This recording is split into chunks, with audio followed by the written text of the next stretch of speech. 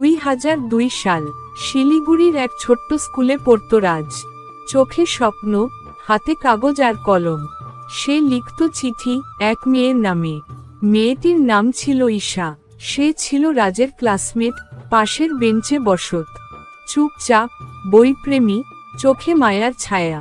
রাজ কখনো মুখে বলেনি ভালোবাসার কথা, তবে প্রতিদিন চুপি চুপি লিখে যেত চিঠি, যা ঈশার স্কুল ব্যাগে রেখে দিত টিফিনের সময়ে। ঈশা কোনোদিন রাজকে সরাসরি কিছু বলেনি, তবে একদিন রাজ দেখল ঈশা তার চিঠি ভিজিয়ে রেখেছে চোখের জলে। চিঠিতে লেখা ছিল, যদি কখনো দূরে চলে যাই, মনে রেখো এই অক্ষরগুলো আমার হৃদয়ের শব্দ। তারপর একদিন হঠাৎ ঈশা আর স্কুলে আসে না। রাজ জানে না কোথায় গেল সে। শুধু থেকে যায় ফাঁকা বেঞ্চ আর অজস্র ভেজা চিঠি। রাজ স্কুল শেষ করে কলেজে যায়। তার লেখার প্রতি ভালোবাসা বাড়ে। সে এখন কবি, ভেজা চিঠির কবি নামে পরিচিত। সে নিয়ম করে প্রতি বছর ঈশার জন্য এক কবিতা লেখে।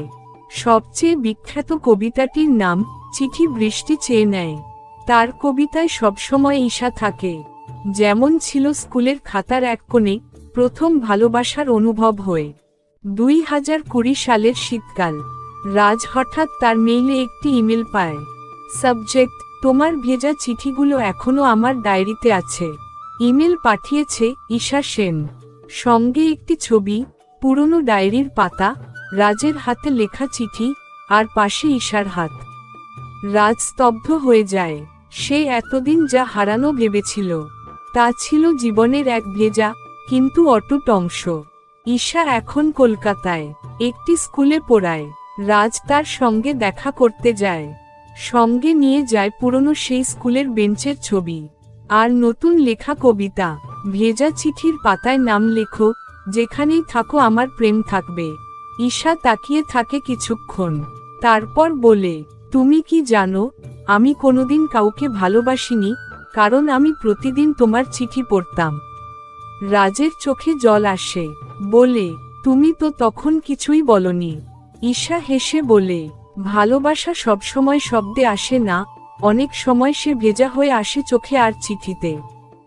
ভালোবাসা কখনো হারায় না, যা সত্যি তা সময়ের নদীতে ভিজে থাকলেও ডুবে যায় না।